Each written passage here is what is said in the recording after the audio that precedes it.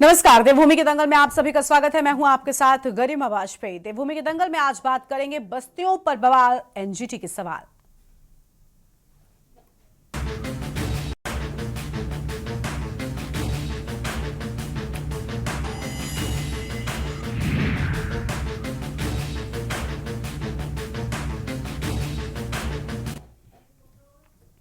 उत्तराखंड में निकाय चुनाव की सरगर्मियों के बीच मलिन बस्तियों को लेकर राजनीति गर्मा गई है। सत्तासीन भाजपा जहां इन बस्तियों को लेकर चिंतित होने की बात कह रही है, तो वहीं विपक्ष भाजपा को ही आड़े हाथों लेकर बस्तियों को वोट बैंक के रूप में यूज करने तक ही सीमित रहने की बात कह रहा है।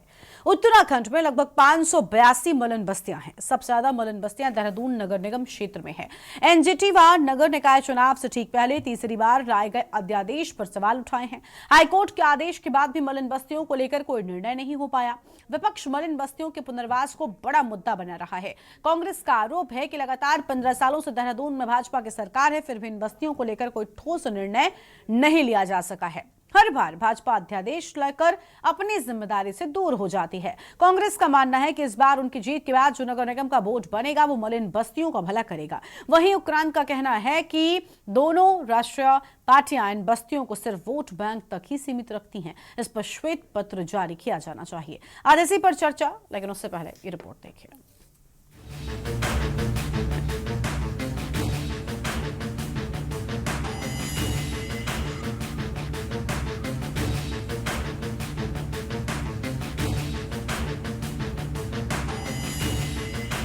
उत्तराखंड में जैसे जैसे निकाय चुनाव की तारीख नजदीक आ रही है, कई मुद्दे पार्टी प्रत्याशी उठा रहे हैं, लेकिन मलिन बस्तियों का मुद्दा सबसे अहम माना जा रहा है।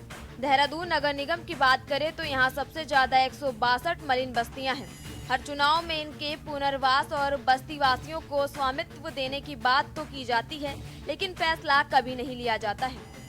अब एनजीटी के स्पष्ट आदेश हैं कि रिस्पना बिंदाल के आसपास बसी बस्तियों को हटाया जाए ताकि नदियों का फ्लो न रुके और उनमें सीवर आदि गंदगी कम हो सके। हालांकि सरकार ने निकाय चुनाव के बाद इस पर कोई कार्रवाई की बात कही है, लेकिन कहीं न कहीं बस्तियों पर संकट के बादल मंडराने लगे हैं। प्रदेश में वर्ष 2017 के बाद बनी भाजपा की सरकार में अब तक इन बस्तियों पर मंडरा रहे खतरे को रोकने के लिए 3 बार अध्यादेश ला चुकी है। हाईकोर्ट के आदेश के बाद भी बस्तीवासियों को पुनर्वास नहीं हो पाया है। अब एनजीटी ने नगर निकाय चुनाव से ठीक पहले तीसरी बार लाए गए अध्यादेश पर ही सवाल उठा दिए हैं। देहरादून को एक विकसित नगर बनाने के लिए पूरी तरह से प्रतिबद्ध है, लेकिन कुछ लोग, जैसा अभी काऊ भाई कह रहे थे, कुछ लोग झूठ और भरम की राजनीति करते हैं। लोकसभा चुनाव से पहले भी कह रहे थे कि भाइयों बहनों, कोई जो है कोई बस्ती नहीं उजाड़ी जाएगी। मैं यहाँ से कहना चाहता हूँ आप सबसे, कोई एनजीटी का कोई भी जो है इस प्रकार का आदेश नहीं है। हमने जो है पिछले 3 साल पहले भी हम एक्ट लेकर आए थे, ऑर्डिनेंस लेकर आए थे। हमने बस्तियों को बचाने के लिए, हम जानते हैं वो मजबूरी में रह रहे हैं, और इन सबको नियमित करने के लिए हमने हमारे मंत्री सुबोध उनियाल जी की अध्यक्षता में एक कमेटी का भी गठन किया हुआ है। वाजपेयी, यहाँ पर कोई कह रहे फ्लड जोन के अंतर्गत कार्रवाई होगी। कोई भी रायपुर विधानसभा का कोई वार्ड फ्लड जोन के अंतर्गत नहीं आ रहा है। बहुत सारी चीजें होनी बाकी है। अभी फ्लड जोनिंग हुई है, फ्लड जोनिंग की जो वैधता है अभी सरकार को उसको पता है कि जो फ्लड जोनिंग हुई वो प्रॉपर हुई है कि नहीं हुई है। दूसरा, एनजीटी के जो आदेश आ रहे हैं, तो हमने एक अध्यादेश लाए कि मलिन बस्तियों को प्रभावित न किया जाए। हाईकोर्ट के भी आदेश थे, तो वहां पर भी उस अध्यादेश के माध्यम से हम तीसरी बार मलिन बस्तियों को हमने सुरक्षा प्रदान की है। और अगर उससे इतर भी कोई बात होगी और हमको हाईकोर्ट और सुप्रीम कोर्ट तक भी जाना पड़ेगा, क्योंकि एनजीटी का मामला सुप्रीम कोर्ट में ही जा पाएगा सीधे, हाईकोर्ट तो संभव तो नहीं चुनेगा। के साथ सबसे बड़ा धोखा किसी ने किया है तो वो भारतीय जनता पार्टी ने किया है। कांग्रेस पार्टी की हरीश रावत सरकार ने लगभग 350 मलिन बस्तियों को मालिकाना हक दे दिया था। आपने उसमें रुकावट बनते हुए 3-3 साल का अध्यादेश जिस तरह से उनको पकड़ाया है, यह अध्यादेश नहीं, उनके सर पर लटक रही तलवार है। और ये मलिन बस्ती के लोग भली भांति जानते हैं। 2017 में आपको प्रचंड बहुमत मिला और ट्रिपल इंजन सरकार मिली। 2020 में वही सरकार रिपीट हुई, फिर से भारतीय जनता पार्टी को सर माथे बैठाया उत्तराखंड के लोगों। मलिन बस्तियों को लेकर एनजीटी के आदेश ने चिंता बढ़ाने के साथ ही राजनीतिक भी गरमा दी है।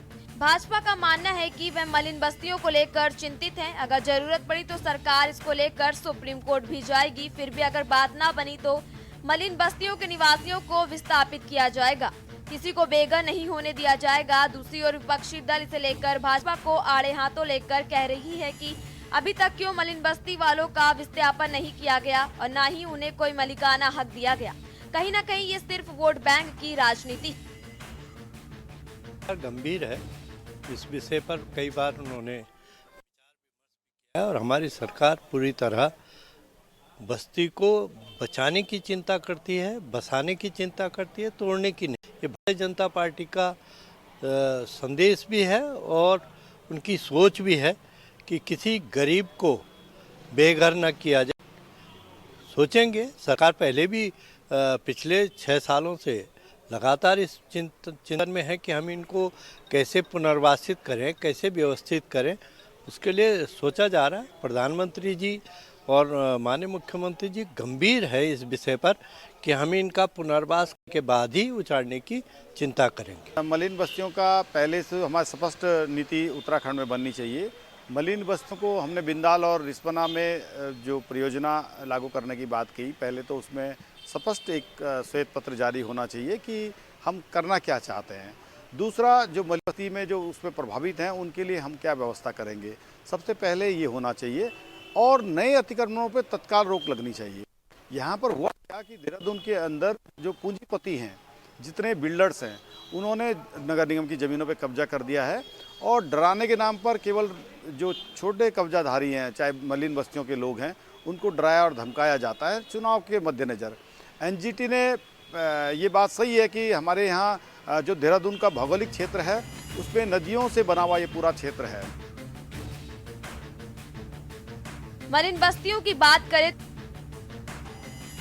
देहरादून में 162 मलिन बस्तियां, हरिद्वार में 122, नैनीताल में 55, उधम सिंह नगर में 121, पौड़ी में 21, चमोली में 21, टिहरी में 13, उत्तरकाशी में 20, चंपावत में 10 मलिन बस्तियां, पिथौरागढ़ में 21 मलिन बस्तियां, अल्मोड़ा में 9 मलिन बस्तियां और बागेश्वर में 7 मलिन बस्तियां हैं। कुल मिलाकर निकाय चुनाव के बीच बस्ती को लेकर आया एनजीटी का आदेश फिर से बस्ती वालों की मुसीबत बढ़ा रहा है। अब देखना होगा निकाय चुनाव में विजय होने वाली पार्टी किस तरह इन मलिन बस्तियों के पुनर्वास करती है। कहीं न कहीं पक्ष और विपक्ष दोनों ही अपने अपने स्तर से इन बस्ती वासियों का हितैषी होने का दावा कर रहे हैं, लेकिन जब तक मलिन बस्ती वाले लोगों का पुनर्वास नहीं होता, इन्हें मालिकाना हक नहीं मिलता, तब तक कुछ भी कहा नहीं जा सकता। देखना होगा कि कौन सी पार्टी इन बस्तियों की समस्या का समाधान कर पाती है। Uttarakhand desk report.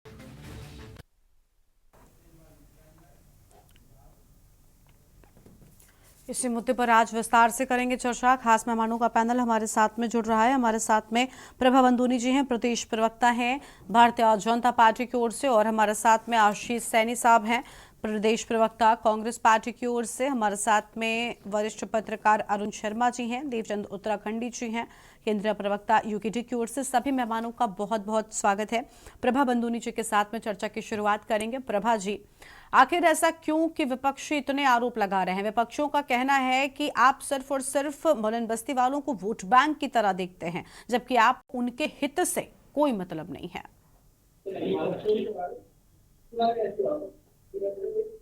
देखिए गरिमा जी, ये जो विपक्ष का कहना है, पहले तो मैं विपक्ष को ये कहना चाहूंगी कि जब ये अपना चुनाव का प्रचार कर रहे हैं तो ये बस्तियों को इतनी जोर शोर से आगे क्यों ला रहे हैं? अगर इन लोगों को ही बस्तियों की इतनी चिंता होती तो इतने टाइम तो, अगर हमारी सरकार हमारी है तो विपक्ष तो ये भी है ना, तो इन्होंने आज तक बस्तियों का मुद्दा क्यों नहीं उठाया? क्या जब एनजीटी की रिपोर्ट आती है तभी वो मुद्दा इनके दिमाग में भी आ जाता है कि हमें भी कुछ बस्तियों के बारे में सोचना चाहिए? तो इसलिए ये प्रश्न तो विपक्ष पे खड़ा हो जाता है कि इनको बस्तियों की कितनी चिंता है। और जहां तक है हमारी सरकार का, भारतीय जनता पार्टी की सरकार का, तो हम पहले ही स्पष्ट कह चुके हैं कि जब तक हमारी सरकार है वो बस्तियों का अगर कोई उनकी सुरक्षा कोई उनको देगा तो वो भारतीय जनता पार्टी की सरकार देगी। अभी कल ही हमारे माननीय मुख्यमंत्री जी ने कहा है कि अगर हमें बस्तियों की चिंता है तभी हम 3 बार अध्यादेश भी लेकर आए हैं कि उनको कहीं पर भी घबराने की जरूरत नहीं है। और जो हम ये भी बार बार ये कह रहे हैं कि हम ही उनको घरों का मालिकाना हक देंगे, लेकिन हम ऐसी जगह उनको कैसे मालिकाना हक अभी हमारी सरकार नहीं दे सकती जहां उनके ऊपर खतरा मंडराए। अभी जैसे ये फ्लडिंग जोन की बात मैं आपको बता रही हूँ गरिमा जी, बार बार यही आ रहा है कि कई जो घर है, जो हमारी नदियों की मैं बताना चाहूंगी चौड़ाई है, वो कई जगह कम हो गई है, लेकिन ऐसा नहीं है कि वो नदी का जो स्वरूप है वो कम हो गया है, उसकी चौड़ाई, उसके लिए भी टेक्निकल जो हाइड्रोलॉजिकल मैंने बताया है आपको, एक टेक्निकल है, साइंटिफिक जिस कर रही है, तो अगर उसकी चौड़ाई जब तक निश्चित नहीं हो जाती, वहां का जल स्तर हमें नहीं पता चल जाता नदी का, तो हम कैसे उनको परमानेंट कर सकते हैं। लेकिन जहां तक है उनके आवास की, वो लोग वहां पर रह रहे हैं, उसके लिए हमारी सरकार दृढ़ संकल्पित है, कोई उनको वहां से बेघर नहीं कर सकता, इसका आश्वासन हमारे माननीय मुख्यमंत्री जी ने उनको दिया है। और हम उनको ऐसी जगह मालिकाना हक देके उनको झूठा या हम उनको भ्रमित नहीं कर सकते, जैसे ये विपक्ष कर रहा है कि हम उनको मालिकाना हक देंगे, हम उनको घर दे देंगे यहीं पर। क्यों? क्योंकि अगर ये कह रहे हैं कि हम पहले ही देना चाहते थे कुछ घरों को, तो क्यों नहीं दी? क्योंकि वहां पर भी कोर्ट की तलवार इनके ऊपर आई थी कि जो जगह ही सुरक्षित नहीं है अपने में, आप उस जगह में लोगों को बसाएंगे तो ये कौन सा मालिकाना हक दे रहे हैं? पहले आप उनकी सुरक्षा की चिंता तो करिए। आज अगर भारतीय जनता पार्टी उनको वहां पर स्थायी अभी उनको नहीं दे रही है मालिकाना हक, तो उसका सबसे बड़ा कारण है कि हमें बस्तियों में जो हमारे भाई बहन हैं, हमारी सरकार को उनकी सुरक्षा की चिंता है। हम इस बात की जिम्मेदारी लेते हैं कि अगर हमको कहीं पर आवास दे रही है हमारी सरकार, तो कम से कम उनकी सुरक्षा की जिम्मेदारी भी तो हमारी है। अगर वहां पर कल को कोई आपदा आ गई, कोई दुर्घटना हो गई, जैसे अब सर्दी बरसात के टाइम में बारिश तेज बाढ़ आ गई और वो लोग फ्लडिंग जोन में आ गए और उनको वहां पे स्थायी आवास है, तो उसकी जिम्मेदारी कौन देगा? तो अब हमने उनको कहा है, हमारी बहुत सारी योजनाएं चल रही है, प्रधानमंत्री आवास विकास योजना है, मुख्यमंत्री योजनाएं हैं, तो जब भी हम बस्ती से एक हम ये कहेंगे कि एक सीढ़ी दर सीढ़ी प्लान बनाया गया है कि इतने घरों को पहले मालिकाना हक दिया जाएगा, अगर उनको वहां से भी कहीं विस्थापित किया जाएगा तो उनको एक अच्छी जगह दी जाएगी, एक सुरक्षित जगह उनको दी जाएगी, जिम्मेदारी के साथ उनको वहां से विस्थापित किया जाएगा। लेकिन हम उनको बिना किसी सुरक्षा के ऐसी जगह मालिकाना हक दे दे जहां उनकी जान को खतरा है, सिर्फ अपने जैसे ये विपक्ष को एक वोट बैंक एक्चुअल में बस्तियों में दिखाई दे रहा है गरिमा जी, तो इसलिए वो इस मुद्दे को इतना बड़ा चढ़ाकर कह रही है। उनको उनकी सुरक्षा से कोई लेना देना नहीं है। नहीं तो इतने 5 सालों में वो कहाँ चले गए थे? उन्होंने कौन सा आंदोलन ऐसा कर दिया जो बस्तियों को लेकर, जो आज उनको बस्तियों की याद आ गई है? भारतीय जनता पार्टी तो 3 बार अध्यादेश लेकर आई है और हमने दृढ़ संकल्प है कि कोई उनको वहां से बेघर नहीं करेगा। और अगर कभी अभी अगर कोई भी ऐसी समस्या उत्पन्न हुई तो हमारी सरकार उनको कहीं ना कहीं विस्थापित करेगी, इसके लिए हम संकल्पित हैं। और आप देख लीजिएगा गरिमा जी, जैसे भी कोई भी प्रस्ताव आगे आएगा तो वो भारतीय जनता पार्टी की ही सरकार है जो उनको पक्के घर भी देगी। जैसे हमारे माननीय प्रधानमंत्री जी, मुख्यमंत्री जी, अभी तक लगातार हमारी योजनाएं चल रही है, राज्य सरकार की योजनाएं हो, केंद्र सरकार की योजनाएं हो, हम देख रहे हैं। वैसे ही हमारे जो भाई बहन इन बस्तियों में रहते हैं उनके लिए भी हम योजनाबद्ध तरीके से आवास की व्यवस्था करेंगे, लेकिन वो आवास हमारा सुरक्षित आवास होगा, जिम्मेदारी से हम उनको आवास की सुविधा देंगे। केवल हम वोट बैंक की राजनीति नहीं करते हैं, हम अपने नागरिकों की, अपने भाई बहनों की जिम्मेदारी के साथ ये काम करेंगे। तो मेरा विपक्ष से यही कहना है कि झूठ ना फैलाएं, भ्रम ना फैलाएं और इस तरह का जो हमारी कम से कम जो जनता है उनमें एक अराजकता का माहौल पैदा ना करें कि अपनी राजनीति के लिए किसी के घर में आप ऐसा भयावह माहौल उत्पन्न कर देंगी, आने वाले समय में उनके लिए एक ऐसी स्थिति उत्पन्न कर दे कि उनको रहने के लिए देखना पड़े कि क्या हम करें, क्योंकि वो भी अपने एक इंसान है, उनको भी जीने का अधिकार है। भारतीय जनता पार्टी जब भी कोई काम करेगी तो उनको विकास की मुख्य धारा से जोड़ेगी, ना कि वो केवल वोट बैंक की राजनीति के लिए उनको एक छोटा सा, मैं कहूंगी एक लॉलीपॉप जैसे विपक्ष पकड़ाने का काम करता है कि नहीं हम आपको पक्का घर देंगे। तो अगर इतने आप संकल्पित थे, आप कह रहे हैं हमने ये कदम उठाए थे, तो वो कारगर क्यों नहीं हुए? क्योंकि आप गलत कदम उठा रहे थे, गलत दिशा की ओर आप जा रहे थे, जिसके लिए कोर्ट ने आपको फटकार लगाई कि वहां पे नियमित नहीं हो सकता है। तो पहले आप इनकी सुरक्षा की जिम्मेदारी लीजिए, उसके बाद आप ये ऐसी बातें करिए। तो मैं आपको गरिमा जी ये विश्वास दिलाना चाहती हूँ कि हमारी भारतीय जनता पार्टी की ही सरकार होगी जो उनको नियमित करेगी, पूरी सुरक्षा और जिम्मेदारी के साथ उनको पुनर्वास, जो भी हमारे ये योजनाएं चल रही हैं उनको ये आवास भी प्रदान करेगी, लेकिन पूरी सुरक्षा के साथ और जिम्मेदारी के साथ। उनका ये हमारा संकल्प है जिसको हम पूरा करेंगे। केवल वोट बैंक के लिए हम झूठा उनको प्रलोभन नहीं दे सकते, जैसे कि ठीक है। विपक्ष की नकारात्मक राजनीति आजकल हमें चुनाव के टाइम पर दिखाई दे रही है। ठीक है, अब विपक्ष से ही जवाब ले लेते हैं। कांग्रेस पार्टी की ओर से आशीष सैनी साहब हैं, प्रदेश प्रवक्ता हैं। बहुत स्वागत सर आपका। हमारे साथ में शिव प्रसाद सेमवाल साहब भी जुड़ चुके हैं, राष्ट्रीय रीजनल पार्टी के अध्यक्ष हैं। बहुत स्वागत आपका भी, आपके पास आएंगे, लेकिन उससे पहले आशीष जी को सबसे पहले रुक करते हैं। आशीष जी, विपक्ष नकारात्मक राजनीति कर रहा है, सिर्फ और सिर्फ मुद्दा बना रहा है मलिन बस्ती वालों को। देखिए, कहते हैं ना कि उम्र लग जाती है आसना बनाने में और तुमको चंद मिनट लगती है आशियान उजाड़ने में।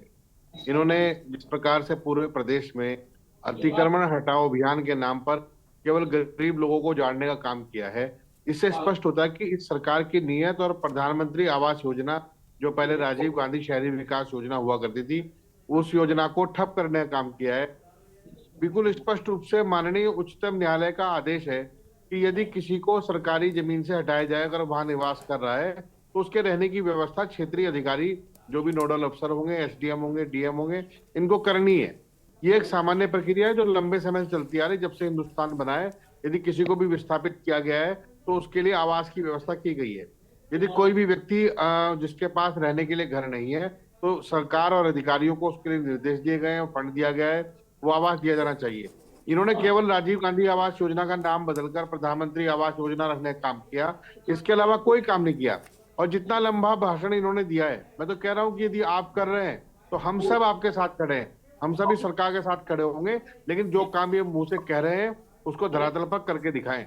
असलियत में ये है कि प्रधानमंत्री ने 2022 तक सभी को आवास देने का एक झूठा वादा इस देश से किया और 2 बार सरकार बना ली। अब तीसरी बार आया तो कुछ और वादा कर लिया। लगातार ये एक कारण क्या है कि धार्मिक ध्रुवीकरण पर राजनीति करते हैं, सरकार बनाते हैं और बाद में उन वादों को भूल जाते हैं जो मैनिफेस्टो में डालते हैं। कि दोनों चीजें एक साथ एक दूसरे को कॉन्ट्राडिक्ट करती हैं। भारतीय जनता पार्टी के नेताओं के बयान में और इनके क्रियाकलापों में बहुत अंतर है। बार बार ये विपक्ष को कोसने का काम करते हैं। लंबे समय से हजारों लोगों को, लाखों लोगों को प्रत्येक शहर में हिंदुस्तान के आवास भी दिए गए हैं। इंदिरा गांधी आवास योजना के तहत ग्रामीण क्षेत्र में भी दिए गए हैं। तब भी आज भी यदि कोई बेघर है तो उसके लिए भी आवास योजना बनी हुई है। आपको देने में दिक्कत क्या है? दिक्कत ये आ रही है कि फंड जो था वो उसका दुरुपयोग करके हवाई जहाज खरीद लिए गए हैं, अपने 2.5 लाख के कुर्ते खरीद रहे हैं। लेकिन जो जनता मलिन बस्ती में रह रही है, जिसको आप मलिन बस्ती कहते हैं, मूल रूप से वो सरकारी जमीन पर रहकर उन्होंने कब्जा करके वहां बनाए हुए हैं। यदि आपको सरकारी जमीन का सही उपयोग करना है, यदि वो फ्लड जोन में आ रही है, यदि कोई खतरा है, तो आप उनके विस्थापन कीजिए ना। किसने मना किया है? इतनी बड़ी टिहरी झील, हजारों लोगों को स्थापित किया गया, आज वो अपने अपने जगह पर बैठ रहे हैं ना। तो आप सब विस्थापन की कोई नीति बनाइए और करिए। कांग्रेस पार्टी और विपक्षी दलों की तरफ से भी मैं कह रहा हूँ, हम सब आपके साथ खड़े होंगे। किसी बेघर को आवास मिलेगा तो हमें क्या दिक्कत है? और हमारा तो एक घोषणा है, ये नहीं करेंगे तो हम करेंगे। कोई तो आवाज बन के खड़ा हो गरीबों की, या आप केवल उनको उजाड़कर और धार्मिक चश्मे और तमाम तरह के चश्मे पहनकर जिस तरह से अपने नरपिशाच मतदाताओं को खुश करने का काम कर रहे हैं, वो किसी भी दृष्टि से मानवीय नहीं कहा जा सकता। आपके द्वारा किए गए अमानवीय कार्य राज्य की गरीब जनता पर, जिनके पास रहने के लिए घर तक नहीं है, उन पर एक कहर बनकर टूट रहे हैं और विपक्षी दल उनके साथ पूरी छाती तानकर खड़े होंगे। आपको वो पाप करने नहीं देंगे। ठीक है सर, और मेहमान हैं उनका भी रुख कर लेते हैं। हमारे साथ में देवचंद उत्तराखंडी जी हैं, प्रदेश प्रवक्ता उत्तराखंड क्रांति दल की ओर से। सर, उत्तराखंड क्रांति दल का कहना है कि दोनों ये बड़े दल, चाहे बीजेपी हो या कांग्रेस पार्टी हो, ये सिर्फ और सिर्फ चुनाव के चलते मलिन बस्तियों का जिक्र भी कर रहे हैं, वरना इन्हें किसी को भी कोई चिंता नहीं है। श्वेत पत्र जारी करने की भी बात की गई है, हालांकि सिर्फ राजनीति होती है, ऐसा कभी नहीं हुआ। बिल्कुल गरिमा जी, बिल्कुल सत्य है। और मुझे अफसोस है कि हमारी बहन बंदूनी ने कम से कम 15 मिनट बोला और रिपीट किया, जैसे कि टैप रिकॉर्ड फंस जाता है और फिर रिपीट करता है। अभी आपको बता दें, अगर ये मलिन बस्ती, पहले तो इसका नाम देहरादून स्मार्ट सिटी में मलिन कहाँ से आ गया, ये शब्द का सुधार करें और इसका सही शब्द लेकर आए चुन करके। ये मैं जानना चाहूंगा इन दोनों पार्टियों की तरफ से भी। मैं आशीष नेगी जी से भी पहले इसमें बात हुई है, बहुत बार चर्चा इस पे हुई है। अब मैं थोड़ा आपको पीछे ले जाता हूं। गर्मियों में जब बीजेपी का पीला बुलडोजर लग रहा था बस्तियों में, तो तब बुलडोजर धड़ाधड़ तोड़ रहा था और एनजीटी के नियमों के खिलाफ भी कार्रवाई हो रही थी। एनजीटी ने सीधा कहा था कि नदी के बीचों बीच से 20 फुट या 30 फुट उन्होंने जो दूरी दे रखी थी, वहां पर कोई निर्माण नहीं होगा। जबकि बस्तियों का निर्माण किसने कराया? भाई 2005 के बाद से लेकर के मेरी बहन बंधुनी के हिसाब से तो ऐसा लग रहा है कि ये रातों रात जो है या तो 2000 से पहले बसे हुए हैं या फिर आजकल ही बसे हैं जब चुनाव आ गया। 2005 के बाद मुझे गिनती करके बताएं, आंकड़ों में बताएं कि मलिन बस्तियों में कितनी मलिन बस्तियां बढ़ गई है और कितने परिवार ये बढ़ गए हैं। अगर ये बड़े हैं तो आप लोगों ने उस टाइम क्यों नहीं बोला कि ये एरिया सेंसिटिव जोन है, यहाँ पर कोई भी नहीं बसना चाहिए। आपका प्रशासन कहाँ गया था, आपका पुलिस प्रशासन कहाँ था जब आपने बसने दिया?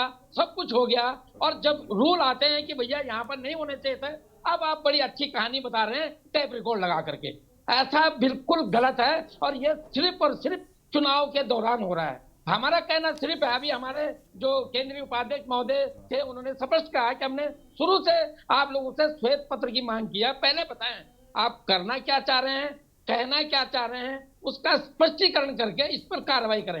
एक बार बसाते समय आपको खतरा महसूस नहीं हुआ, लेकिन अब आपको जब उनको रेगुलर करने की बात आ रही है तब आपको लग रहा है सर वो खतरे वाले जोन में कैसे रेगुलर करें। अरे तो पूछो नहीं भी जिन्होंने बसाया है, वो बसाने वाले भी आपके आदमी हैं। और मैं उदाहरण देता हूं, अगर मेरे चैनल के आपके चैनल के माध्यम से मेरी आवाज कोई सुनता है तो सहस्त्रधारा रोड पर जो बीजेपी के उम्मीदवार मैदान में हैं और वो उनका कहना है कि अगर जो लोग बसे हुए हैं बाहर से उन्होंने बसाए हुए हैं कि अगर तुमने हमारे वोट बैंक में सेल लगाने की कोशिश की तो टाइम नहीं लगेगा, बीजेपी उखाड़ के फेंक देगी। तो ये रिकॉर्ड करो मेरी बात और जांच करो अगर आपको सच्चाई का पता नहीं है तो। अब ऐसा है यहाँ पर बैठकर हम बड़ी बड़ी बातें कर देते हैं और उसके बाद धरातल पर कुछ नहीं करें। ये खेद है, बड़ा दुखद है। ये लोग मलिन नहीं, ये भी इंसान है। इन इंसानों को तुमने उस टाइम दया करी कि चलो जहां पर भी जगह है बस लो, और अब बोलते हो कि ये जगह जो है सेंसिटिव जोन है, ये जो है यहाँ पर फ्लड जोन है, यहाँ पर ये नदी नाले की जोन है, इसको अब यहाँ से हटाया जाना चाहिए। तब भी हम उन लोगों के साथ थे, हमने ये कहा था सरकार हटाइए, हमारा ये झोपड़ा है, इस झोपड़े के बराबर हमको कहीं पर रहने की जगह दे दी। एक और चीज है, अब क्या हो रहा है कि अगर नदी से 20 ही मीटर की जगह ले लो, 20 मीटर से बाद में जो 2016 के बाद आया उसका घर तोड़ दिया, और 10 मीटर के बगल में जो 2000 से पहले का आया उसको फ्लड नहीं आएगा, उस पर फ्लड नहीं आएगा क्योंकि बड़े बड़े वैज्ञानिक हैं बीजेपी में, क्योंकि वो बरसात पैदा कर सकते हैं। वो ऐसे वैज्ञानिक हैं कि नदी से जो 10 मीटर पर 2000 से पहले का बसा हुआ है उसको नहीं हटाया जाएगा क्योंकि वो 2000 से पहले का है। लेकिन जो 20 मीटर के दायरे में 2016 के बाद आया उसको सेंसिटिव जोन है, फ्लड जोन है, उसको खतरा है, उसका मकान तोड़ दिए और तोड़ेंगे और तोड़े भी जाएंगे। इस प्रकार के नियम एनजीटी नहीं देता, इस प्रकार के नियम सुप्रीम कोर्ट नहीं देता, और तो और छोड़े एक इंसान का दिल रखने वाला उत्तराखंडी तो बिल्कुल नहीं देता, क्योंकि ऐसा नहीं हो सकता। तो ये होना चाहिए था कि चाहे वो 2016 से आया या 2000 से पहले का आया, जो नदी के बीचों बीच सेंटर से 20 मीटर या जो एनजीटी ने नियम दिए उन सबों को हटाया जाए, उनके लिए आसियाना पहले बना दो और उन आसियानों को दे दो। अब आपका प्रधानमंत्री आवास योजना कहाँ के लिए बनी हुई है, कब बनी है, कब तक उत्तराखंड में कितने लोगों ने आप लोगों को अपने घर दिया? नहीं दिया। अभी आप गिना रहे 582 मलिन बस्तियां हैं पूरे उत्तराखंड में, जहां देहरादून में 162 हैं। आज जो लोग यहाँ काम काज के लिए आते हैं वो उन जगह बस जाते हैं। जब बस जाते हैं तो या तो मैं तो आप नाराज होंगे, या तो आपका मेयर बीजेपी के जो सरकार के या कांग्रेस के सरकार के जो मेयर रहे होंगे, जो पार्षद रहे होंगे, जो पुलिस अधिकारी रहा होगा, जो वहाँ का विधायक रहा होगा, उन्होंने कुछ न कुछ तो कमीशन या खिचड़ी खाई होगी या वोट लिया होगा जब बसाया। और अब आप कहानी क्यों पढ़ रहे हैं? जनता को मैं आपके चैनल के माध्यम से पुनः एक बार निवेदन करता हूँ कि उत्तराखंड क्रांति दल जब भी था तब भी बात ये करता था कि आप लोगों को न्याय मिलना चाहिए, आज भी बात करता है न्याय मिलना चाहिए, एक श्वेत पत्र इशू होकर के न्याय मिलना चाहिए। और जो इन्होंने जो ये धांधली कर रहे हैं कि भैया एक बार बसा दो, एक बार उजाड़ दो, जो अभी सैनी जी ने कितना बढ़िया बोला कि हजारों वर्ष लग जाते हैं बनाने में और बीजेपी तोड़ लेती है 2 सेकंड में। तो ये बुलडोजर आपका जो है इसको रोकिए और इसको पहले आप पुनर्निवास की व्यवस्था कीजिए और बिल्कुल एनजीटी के हिसाब से इस शहर को मलिन शहर न बोलकर एक आप जो नया वर्ड लेके आ रहे हैं कि इसको हमने स्मार्ट देहरादून बना दिया। आपका मंत्री, आपका विधायक, आपके पार्षद, आपके मेयर, आप वो यहाँ पर स्मार्ट हुए हैं। बस्तियां देहरादून आज भी नहीं हुआ है। नहीं तो जाओ, आज भी सहस्त्रधारा जो चौड़ी रोड हुआ करती थी, 2 ट्रक दोनों साइड में फंसे हुए हैं और यातायात बंद है। तो कहने का मतलब है जब जब चुनाव आते हैं तो कृपया और कृपया इस प्रकार के झूठ ना बोलें। आप लोग 3 बार अध्यादेश अपने मर्जी से नहीं लाए, जनता के विरोध करने के बाद आपको मजबूरी करनी पड़ी। तो अपने मुंह मिट्ठू मत बनो भूली, ये मैं आपको पहाड़ी में बता रहा हूँ, ये समझना मत लो, जनता समझ गई। आपका बाइकआउट हो रहा है और आपकी हार भी निश्चित है। धन्यवाद गर्मा जी। ठीक है, आपके पास में लौटेंगे और मेहमानों का रुख करेंगे, उनके साथ में भी चर्चा को हम आगे बढ़ाएंगे, लेकिन उससे पहले देवभूमि के दंगल में एक छोटे से ब्रेक के लिए यहाँ पर रुकने कहीं मजा आएगा, फौरन लौटेंगे और वापस अपने कार्यक्रम का रुख कर लेते हैं। देवभूमि के दंगल में हम बात कर रहे हैं मलिन बस्तियों को लेकर। खास मेहमान हमारे साथ में लगातार बने हुए हैं। अरुण शर्मा जी का पहले रुख करते हैं, उसके बाद शिव प्रसाद जी के साथ में शुरू करेंगे। अरुण जी, आपने सुन लिया 3 बड़े दल फिलहाल जिस तरीके से, चाहे बीजेपी हो या कांग्रेस हो, सभी मलिन बस्तियों के लोगों के हित की तो बातें करते हैं, लेकिन असल में सिर्फ और सिर्फ चुनाव से पहले ही करते हैं। जो आरोप उत्तराखंड क्रांति दल की ओर से लगाया गया, क्या ठीक है कि राजनीति के लिए आरोप है सिर्फ? हाँ, हम लोग कई बार इस विषय पर चर्चा मेरा बिल्कुल जितने लोग सुन रहे हैं उत्तर में जितने नहीं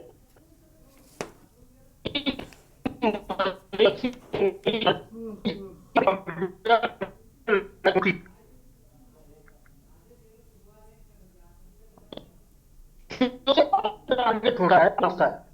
और गरिमा, इन बस्तियों की अगर हम जनगणना की देखें मामला, तो 5% भी उत्तराखंड का निवासी नहीं है।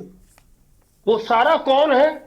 वो सारा का सारा बंगाल से आया हुआ आदमी है, वो ईस्टर्न यूपी से आया हुआ आदमी है, बिहार से आया हुआ आदमी है, या जो निकटवर्ती जिले हैं सहारनपुर और बिजनौर, उनका आदमी है। उत्तराखंड के गिनती के आदमी उसमें। लेकिन ये ठीक है, अब वो बस्तियां बस गई, किनकी कमजोरी की वजह से बची, किनकी गलतियों की वजह से बची। अधिकारियों के साथ राजनेताओं ने भी इन बस्तियों को बसाने में महत्वपूर्ण भूमिका अदा करी, ये हम सबको पता है। किसने उनके राशन कार्ड बनाए, किसने उनके बिजली के कनेक्शन कराए, किसने उनके पानी के कनेक्शन कराए, किसने उनके आधार कार्ड बनाए, किसने उनके आयुष्मान कार्ड बनाए, ये तमाम चीजें हैं। और आज किसी व्यक्ति को इन जगहों पर अवैध कब्जा करवाने के लिए दंडित नहीं किया गया। होता क्या है कि एनजीटी का कोई आदेश आ जाते हैं तो सरकारी मशीनरी तुरंत निकल पड़ती है, लेकिन होता क्या है, उसके बाद थोड़े दिन बाद वो ठंडा हो जाता है, मामला खत्म हो जाता है। तो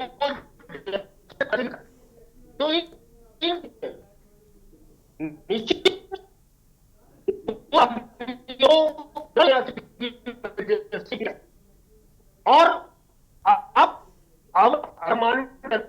की बात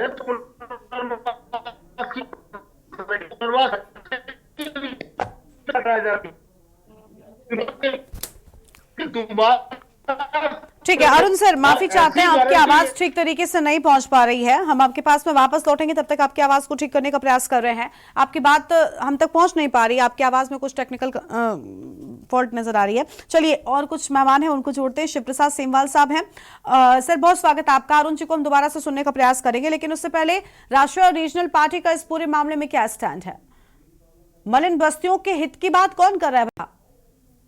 देखिए, 2010-11 के बीच में इन मलिन बस्तियों का सर्वे हुआ था। 2010-11 में भी बीजेपी की गवर्नमेंट थी, 5 साल रही। उसके बाद 2018 में जब 17 में जब बीजेपी की गवर्नमेंट आई, तो 18 में मलिन बस्तियों के लिए अध्यादेश लाया गया 3 साल का, जो 21 में पूरा हो गया। फिर दोबारा अध्यादेश लाया गया जो 24 में पूरा हुआ। फिर तिबारा अब अध्यादेश ला रखा है। तो भाई एक बात बताओ कि अगर बीजेपी के पास कुछ प्लान होता तो 2010-11 के सर्वे के बाद से पूरे 5 साल रही सरकार, तब कुछ नहीं किया। उसके बाद 3 बार अध्यादेश बढ़ा चुके, कुछ नहीं कर रही है। अब बोलेंगे साहब जब पहले प्लान बनेगा तब हटाएंगे। तो इनसे मैं पूछना चाहता हूं बीजेपी से कि भाई मसूरी का सिपन कोर्ट है, सिपन कोर्ट में जो लोग रह रहे थे उत्तराखंड के मूल निवासी थे, आजादी से भी पहले से रह रहे थे। उनको क्यों हटाया आपने? क्यों हटाया? कोई जवाब है? उनके लिए पुनर्वास के लिए आपने कहाँ क्या व्यवस्था करी? कोई जवाब है? पिछले वो 5-6 साल से बेचारे खुले आसमान के नीचे रह रहे हैं, तबाह हो गए। उनके लिए जवाब है? क्योंकि वो वोट बैंक में उनकी संख्या कम है, इसलिए आपके पास उनके लिए कोई जवाब नहीं है, आपके पास कोई कार्य योजना नहीं है। वो होते 10, 15, 20 हजार, 2 लाख, 4 लाख, तो फिर बीजेपी कर लेती। और जो सबसे बड़ी बात है कि भाई आपके पास व्यवस्थाएं कब होंगी? आपके पास उनके लिए इच्छा शक्ति नहीं है, इसलिए कोई कार्य योजना नहीं है।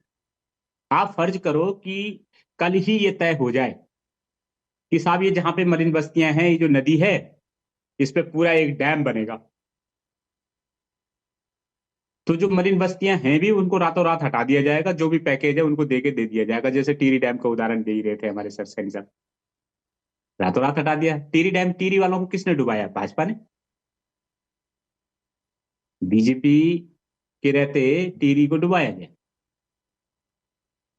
लेकिन तब रातों रात डुबा दिया क्योंकि पूंजीपति थे, पैसा इन्वॉल्व था, तो हटा दिया सीधे। कोई योजना थोड़ी थी तब भी। जब टीरी डैम डूब गया तब जो गांव कट गए, मदन नेगी जैसे, प्रताप नगर जैसे, उनके लिए टीरी डैम डूबने के बाद पुल बनाए गए। उसके बाद कार्य योजना वहां भी नहीं थी, लेकिन आपने हटा दिया क्योंकि आपका इंटरेस्ट था। यहाँ पे आप इसलिए नहीं हटा रहे हो क्योंकि यहाँ भी आपका इंटरेस्ट है। वहां हटाया तो वहां इंटरेस्ट था, हटा दिया। यहाँ हटा इसलिए दे रहे हो, आपके पास वोट बैंक है, इसलिए आपका इंटरेस्ट है। 3-3 बार आप, भाई जब आप हाई कोर्ट बोल रहा है, हाई कोर्ट की नहीं मानते, एनजीटी बोल रहा है, आप एनजीटी की नहीं मानते, तो सिपन कोर्ट वालों ने क्या बिगाड़ा था आपका? बस सिर्फ उनका इतना ही दोष था कि वो वोट बैंक में कम थे, इसलिए आपके पास उनके लिए भी कोई कार्य योजना नहीं है। ये राजनीति का ये जो चेहरा है, ये वाकई दुर्भाग्यपूर्ण और अमानवीय है। और बड़ी बात यह है कि अगर आज भी मलिन बस्ती के लोगों को बोल दिया जाए, भाई जो भी लोग वहां पे रह रहे हैं वो सब 10-10 रुपए के स्टाम्प पेपर पे जमीन की खरीद बिक्री करके रह रहे हैं। वो लोग जिन्होंने वो जमीन खरीदी वो भी जानते हैं कि 10 रुपए के स्टाम्प पेपर पे कोई रजिस्ट्री नहीं होती, भली बात ही जानते हैं, सभी लोग जानते हैं। फिर भी उनको संरक्षण कौन दे रहा है? और अगर आज भाजपा अभी आज भी चाहे, उन्होंने कहा साहब तुम्हारे लिए 3 BHK फ्लैट फलानी जगह पे तुम्हें आवंटित किया जा रहा है, तो सारे, मुझे नहीं लगता कि एक भी मलिन बस्ती वाला वो छप्पर, टिन सेट का छप्पर छोड़ के वहां नहीं आ जाएगा। 100% मलिन बस्ती के लोग आ जाएंगे। पर आपके पास कोई कार्य योजना तो हो, आप बोलो कि साहब आपके लिए ये सेट है, ये बिजली पानी की व्यवस्था है और आपको पर मंथ जो है इतनी किस्त देनी है, बात खत्म। इतना ही तो करना है, इतनी तो व्यवस्था करनी है। उन्होंने कहा साहब आपने हर महीने इतनी किस्त देनी है, इतनी डाउन पेमेंट दे दो और आप हट जाओ, लेकिन इच्छा शक्ति होनी चाहिए। जब आप राजनीति ही उनके वोट बैंक पे करोगे तो भाई, जब आप राजनीति उनके वोट बैंक पे करोगे तो हाई कोर्ट की आप मान नहीं रहे हो, PIL जो लोग कर रहे हैं उनकी आप मान नहीं रहे हो, NGT आपको बार बार डंडा कर रहा है उसकी नहीं मान रहे हो। हर बार आप हिंदू मुस्लिम करके या जो भी करके आप सरकार बना ले रहे हो, फिर बोलते कि खाता ना भाई, जो हम कहें वो सही बन रहा। आपके पास क्या लॉजिक है? कार्य योजना बन रही है।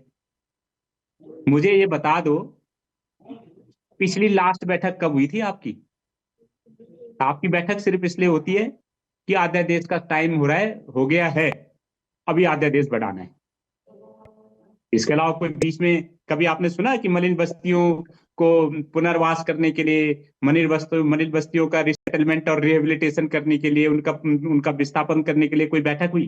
कभी सुना? क्यों नहीं होती? क्योंकि आप चाहते हो कि दर्द रहेगा तो मरहम लगाने की राजनीति भी रहेगी।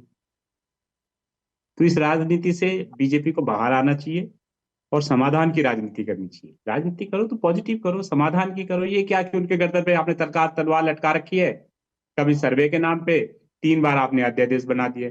क्या सोचे रहे हैं लोग? और ऐसा नहीं है कि आपने कोई रोक लगा रखी है। आप मुझे बताओ, 15 साल से लगातार नगर निगम में भाजपा की सरकार है कि नहीं है? उससे पहले नगर पालिका में भी भाजपा के नगर पालिका अध्यक्ष थे। क्या करा आपने? भाई नगर पालिका अध्यक्ष तो आप ही के थे, नगर निगम के पौर भी आपके ही हैं। क्या किया तब से बताओ? मलिन बस्तियों में आजकल हटाने के लिए कोई कार्य योजना की हो, कोई रोका हो तो बताओ? कोई नहीं। कोई रोकता है, NGT का आदेश आता है, अधिकारियों को मजबूरन नौकरी बचाने के लिए काम पे लगना पड़ता है, आपके नेता आके वहां रोक जाते हैं कि नहीं जी। आजकल चुनाव चल रहे हैं, आचार संहिता है। मैं आपको उदाहरण दे रहा हूँ, ये सहस्त्रधारा रोड पे जो आपका ट्रंचिंग ग्राउंड है जिसपे सैन्य धाम बना रहे थे, वहां आजकल धड़ल्ले से कब्जे हो रहे हैं। और खुद आपके नगर निगम के जो अधिकारी कर्मचारी हैं उन्होंने मकान बना रखे वहां पे, वो कब्जा रहे हैं। आपके पार्षद, आपके विधायक तो दूर, आपके नगर निगम के कर्मचारी भी वहां कब्जा रहे हैं। उन्होंने भी तार बाड़ कर ली, उन्होंने भी टिन सेट बना रखे कर्मचारियों ने। क्या कर रहे हो आप लोग? तो ये नौटंकी बंद होनी चाहिए, सीरियसली काम करो। मैं ये नहीं कह रहा, देखो हर एक आदमी है, उसमें भी जान है, उसका भी परिवार है। भाई पानी आपने दे दिया, बिजली आपने दे दी, सब कुछ आपने, वोट बैंक कार्ड बना दिए, राशन कार्ड भी बना दिए, दारू आप वहां पहुंचा रहे हो चुनाव के टाइम पे, राशन के कट्टे आप वहां चुनाव के टाइम पे पहुंचा रहे हो, तो भैया उनके विस्थापन के लिए भी तो काम करो, उनके पुनर्वास के लिए भी तो काम करो। और ऐसा नहीं है कि आपको पता नहीं है। बीजेपी का एक सर्वे है गरिमा जी, इन्होंने एक एक वोटर वाइज सर्वे निकाल रखे कि मरीन बस्ती में कौन हिंदू है, कौन मुस्लिम है, कौन ओबीसी है, कौन गैर पहाड़ी राजपूत है, कौन गैर पहाड़ी ब्राह्मण है। सारा सर्वे है इनके पास, कौन कौन अनुसूचित जाति का है। हर एक मतलब एक एक वोटर का सर्वे है, मेरे पास लिस्ट है उसकी, बीजेपी की। तो यार भाजपा संगठन के पास एक एक वोटर की मलिन बस्ती के आदमी की लिस्ट है, उसके धर्म वाइज, उसके जाति वाइज। और आपकी सरकार के पास, आपके सिस्टम के पास उसकी लिस्ट नहीं है कि कितने लोग अवैध रूप से काबिज है। कमाल। इस तरीके की पॉलिटिक्स से बाहर आइए। और जब हाई कोर्ट कह रहा है, जो एनजीटी कह रही है, उसका एक समाधान रास्ता निकालिए। मैं तो कह रहा हूं, आपको एक रास्ता दे रहा हूं। ट्रिपल कोर्ट के लिए आपने कुछ नहीं किया, हम रास्ता दे रहे हैं, आप 2-3 BHK बनाओ। सेंट्रल गवर्नमेंट की स्कीम है सारी, उसी के अंतर्गत बनेगा, राज्य सरकार को कुछ भी नहीं देना पड़ेगा। आप दो और उनसे सर्किल रेट के आधार पे या उनसे किस्त वाइज बांध दो। मुझे नहीं लगता कि एक भी मलिन बस्ती वाला जाएगा, पर लेकिन उसके लिए आपकी पॉलिसीज होनी चाहिए, आपकी इच्छा शक्ति होनी चाहिए। पर आप जब वोट बैंक ही उनकी छाती पे चढ़ के करोगे, तो ये जो झेल रहे हैं ये लोग झेल रहे हैं। देहरादून स्मार्ट सिटी बनने के बजाय आप स्लम सिटी बन गया। धन्यवाद। ठीक है सर, चलिए और विस्तार से चर्चा करेंगे। अरुण जी को एक बार फिर से सुनने का हम प्रयास करेंगे, उससे पहले एक ब्रेक के लिए यहाँ पर रुकते जल्द लौटेंगे।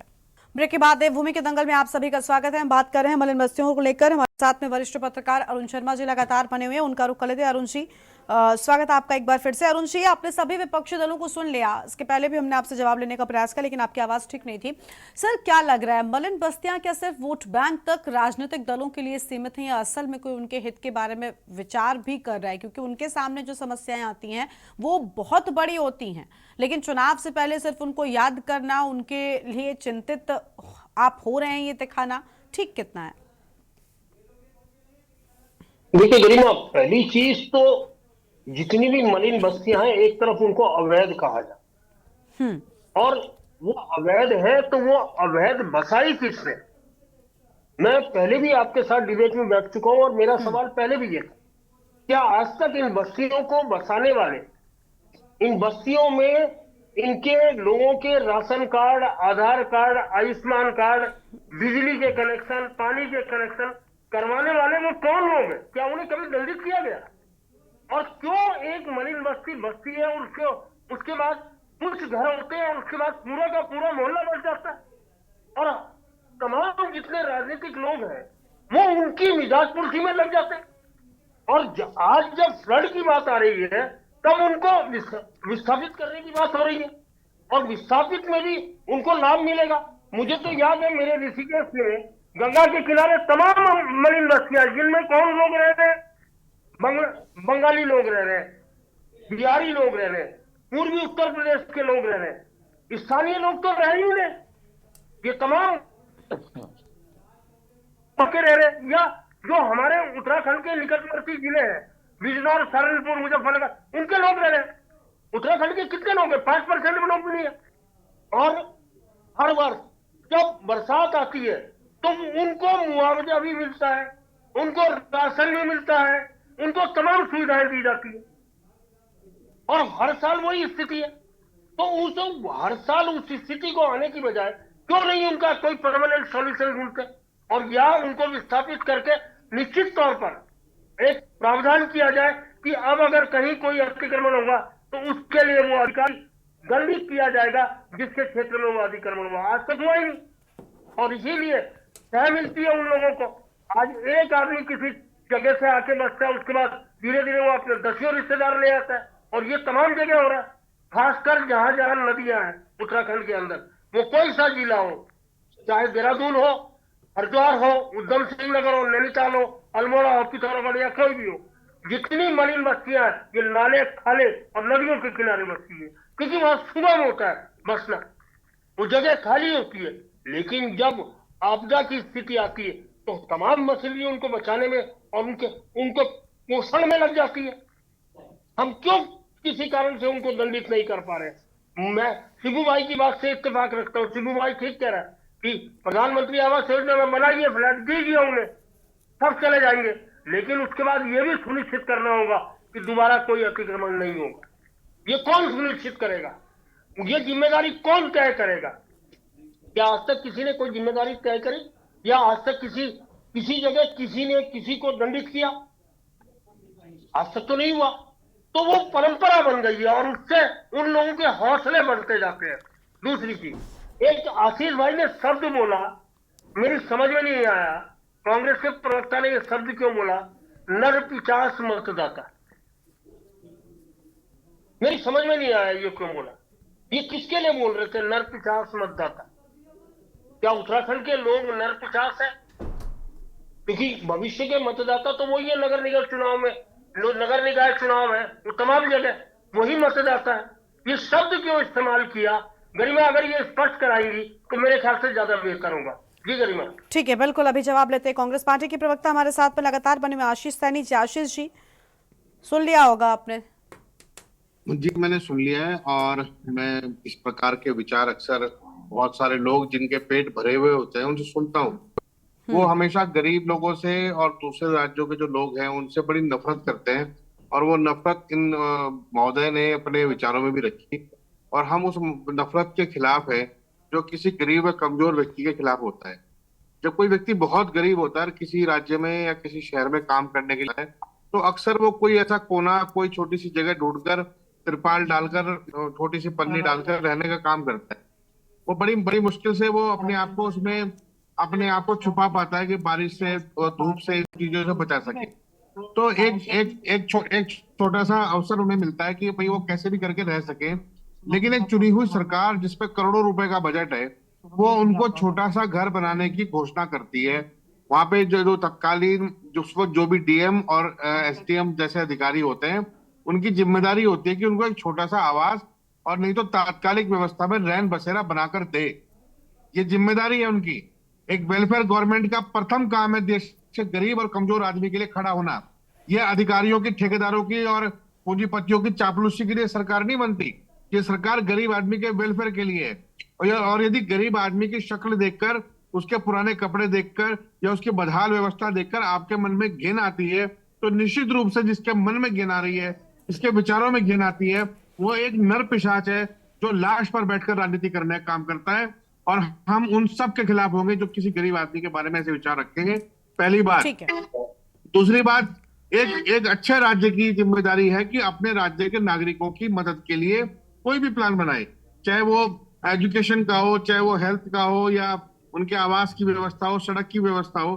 जब आप सड़क बनाते हैं तो क्या सड़क में अमीर और गरीब आदमियों के लिए अलग अलग लेन बनती है? वो सभी के लिए समान रूप से है। इसलिए आवास, यदि कोई व्यक्ति गरीब है, उसके पास देश में कहीं आवास नहीं है, तो राज्य की सरकार की उस जगह के डीएम और एसएसपी की जिम्मेदारी है उनको आवास दे। ठीक है, उनके प्रति नफरत का भाव रखना देश के प्रति नफरत अभी का भाव। बीजेपी की प्रभा बंदूनी जी कुछ कहेंगे। अभी बीजेपी की प्रभा बंदूनी जी हैं, अभी फिलहाल सत्ता में वो हैं, तो एक बड़ी जिम्मेदारी उनकी बनती है। और बहुत अच्छी बात अरुण जी ने कही थी। प्रभा जी, आपने सुना होगा कि अवैध इनके साथ किसने जोड़ा? इन्हें अवैध कहा जाता है। बस्तियां बसने क्यों दी गई? अब आप सोचिए ना, कोई व्यक्ति बस्ती में रह रहा है, झोपड़पट्टी में रह रहा है, किसी भी जगह पर रह रहा है, अगर वहां से उसको हटाया जाएगा तो उसके सामने कितना बड़ा संकट होता है। जी गरिमा जी, पहले तो मैं ये कहना चाहूंगी, अरुण जी ने बहुत अच्छा प्रश्न पूछा था जो हमारे कांग्रेस के प्रवक्ता हैं। पहले तो मैं कहूंगी, मैंने तो कई इनके साथ डिबेट की, इनके पास शब्दों का मेरे को लगता है अकाल पड़ा हुआ है। मैं जब भी देखती हूँ इनकी भाषा शैली इतनी गंदी होती है। इन्होंने नर पिशाच, अभी भी इन्होंने ये नहीं कहा कि मैंने गलत, ये बोल सकते थे कि मैंने गलत शब्द बोला, आपकी पार्टी भी नर पिशाच है। ठीक है, अभी उस पर चर्चा नहीं। गलत बात। आशीष जी प्लीज बीच में नहीं बोलेंगे आप। हो गया, बोलिए। प्रभा जी आप बोलिए। आप बहुत बोलती है बीच में। Ashish ji please, closing time है, थोड़ा सा रिस्पेक्ट। उनसे जवाब ले लीजिए ना, नहीं, आप इन्होंने ये इतना देखिए, लंबा चौड़ा बोलिए भाषण प्लीज दिया। मैम, बोलिए, आप बोलिए। आशीष जी प्लीज शांत हो जाइए, म्यूट कर दीजिए आशीष जी को। दूसरे को भी मौका मिलेगा। नहीं, आप ये देखिए, अगर इन्होंने कहने का मतलब है कि बस्तियों से इनको वोट मिलता है, क्योंकि इनको बचाने का काम एक्चुअल में मैं बताऊं, जब 2016 था, ठीक बीज है। इन्होंने बो दिया था, इनकी हरीश रावत जी की सरकार थी, ये भूल गए हैं। इन्होंने बीज बोया, पेड़ बोया, फिर कहने लगे हम आपको घर देंगे, प्लीज आप आइए।